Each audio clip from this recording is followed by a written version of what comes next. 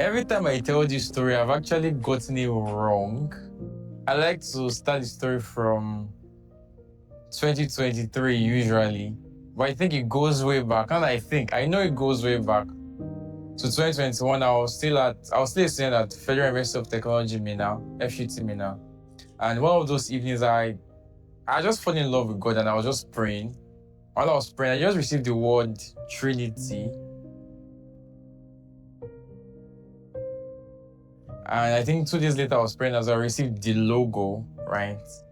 And for like 2 years, there was a pause. God didn't say anything about it, and I didn't also ask. So I left it there.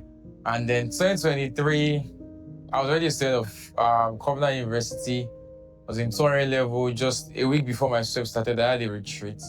And then, boom, God tied all the visions I've had, a couple of things. It was emotional. I was crying. He told me what the vision was. Told us to start a podcast. And that's basically how Trinity came to be. Hello everyone, welcome back to another episode of the Trinity podcast. In case you're new, my name is Iiird, and I'm privileged to be the founder here at Trinity. See, at Trinity, our goal is to help 2 billion persons uncover their purpose, maximize their potential, and invariably become wealthy. I joined Trinity 2023, around December. Yes, late December. And it was just the channel. At that time, it was just Trinity Podcast, and I joined the channel. And I remember Tulumani had sent me a message. She was the apostle in charge of social media and socials. And she sent me a message. Hello, Deborah, you're welcome to Trinity Podcast, and thank you for having us. Thank you for joining us, and that was literally it. I joined Trinity in 2023. It was during the SWEP program, Student Work Experience program for engineering students. And so I had to stay back in school for that. And there was a meeting, a prayer meeting that Sahayo, our founder, was organizing. It was going to be called Breath Pangs at first. And so he told me about it.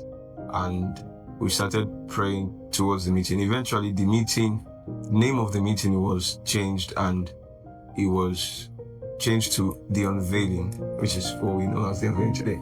And so the meeting held, the meeting was powerful. There were miracles, words of confirmation. And it was in that meeting I got the confirmation that I would be a part of Trinity. It was just Trinity podcasting, right? So we just put out podcasts on Spotify. After that, we started putting out Substacks. We started posting on Substack, and then we started the Trinity Army Camp.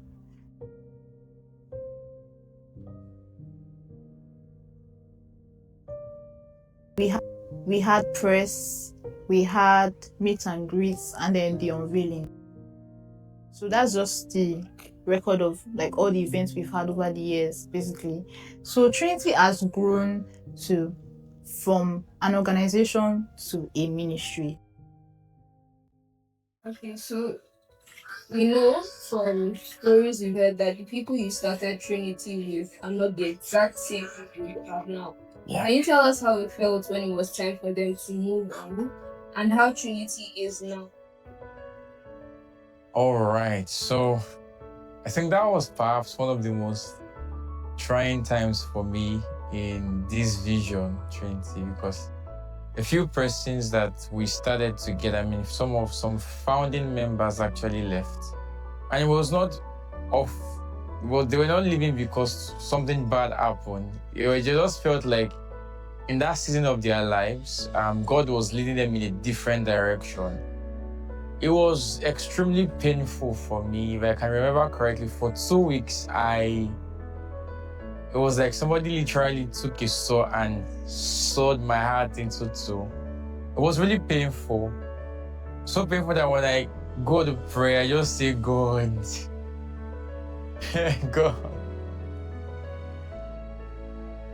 Compared to now, we've experienced even more growth. We have more people on board now. I think persons that we have are even more committed.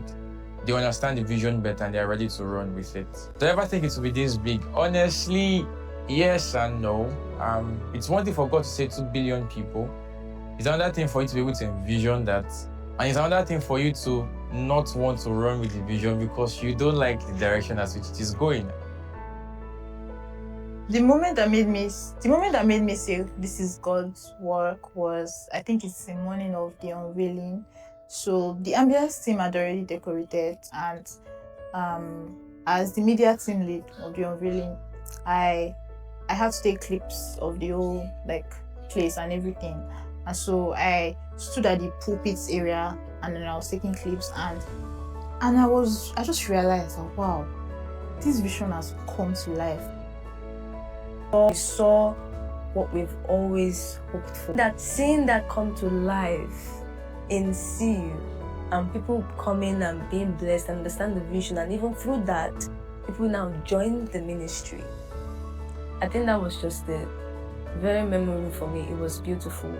We had our board of trustees, Professor Larry Amodu, that normally would call to just do podcast meetings in his office, and it's like just the growth and enlargement of the vision coming to pass. The most blessed moment I've had in Trinity was during our meet and greet, where it was just a meet and greet. Normally I frontier stuff like meetings, activities, I'm usually carried along. But it's not a meet and greet, so I just said, oh, the welfare officers should handle it and all, alongside every other person, production team. So I was really left in the back burner as I was not really involved. So when I got there, I just sat down and everybody was doing everything. And then people that came started to talk about their purpose journey.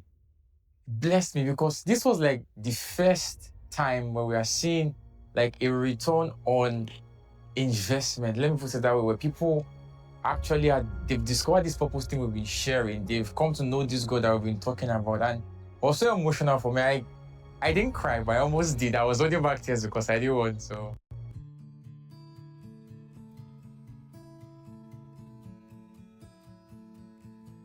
So what I would love people to think when they hear Trinity is really knowing God. We are very big on knowing God, not just knowing God religiously, but actually knowing God, being intimate with God. All right, so that's one thing I would want people to know Trinity for, where people that really love the Lord and are ready to follow through on whatever He would have them do in life and destiny. I want them to think of a family of God's people who are walking in God's way, walking in God's purpose actively, and they are doing it well. For me, it's teaching, it's impacting people, right? Counseling, mentorship, leadership.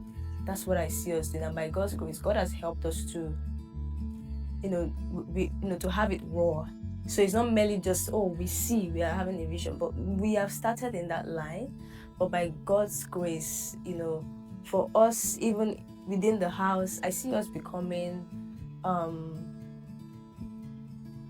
just having more depth, right? And a much more deeper understanding of what the vision is about. If in-house gets it, then it will flow. In the next 5 to 10 years, I see Trinity causing, reaching more people with the knowledge of God, bringing more people to know God. Our reach expanded, our family much more bigger, with people working in purpose and maximizing their potential. I think that's where I see Trinity in the next 5 years. In the next 5 years, we have a vision right now that God has given us. I think this will be like the first time I'm saying it officially. If you are boring, because of course I'm a dad, son, and follower of Bishop David Oyedepo, it will be like Vision 27/7/2031, thereabout. The 5 years vision.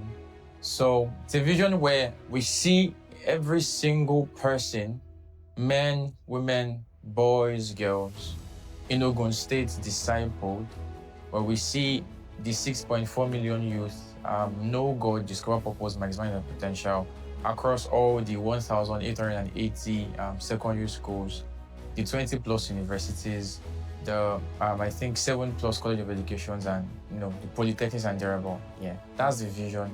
That's why I see Trinity in the next 5 years. For the next 10 years, even bigger. Yeah.